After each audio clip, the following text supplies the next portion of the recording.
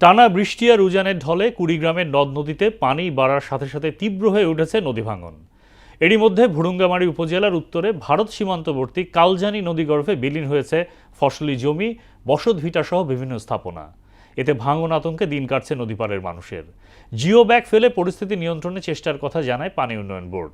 ওমর ফারুকের তথ্যচিত্রে তাহসিন তারিনের রিপোর্ট।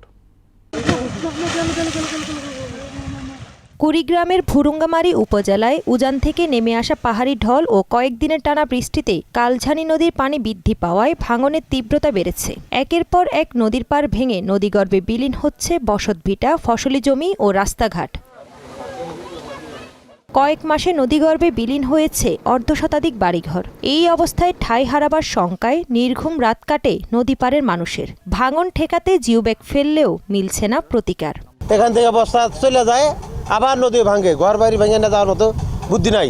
কোনো জায়গা জমি আমরা বাড়ি ঘর ভেঙে গেছে, আমরা মাসির বাড়িতে রয়েছি, যাওয়ার মতন কোনো জায়গা নাই। কি একবারই ভেঙে পড়ে গেছে, এখন আর ওই বাড়ি ভেঙে মাসের জমি থুইছে, এখন কোনে থাকবো কোনে কি করবো কোহারি নেই। আমাদের খুব ক্ষতিগ্রস্ত হইতেছে, থাকার মতন জায়গা নাই। মানুষের কাছে যদি জমি চায়, মানুষে বলে না। বউ ফুলাহান নিয়ে বাল বাচ্চা নিয়ে থাকতে পারি না, কোন সুম ভাঙ্গা পড়ে রাইতে।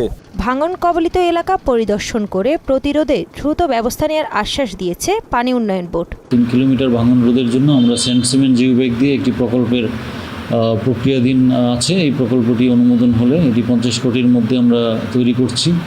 এই প্রকল্পটি অনুমোদন হলে এখানে স্থায়ীভাবে ভাঙন রোধে স্থায়ী বাঁধ নির্মাণে সরকারের হস্তক্ষেপ কামনা করছেন কুড়িগ্রামের মানুষ।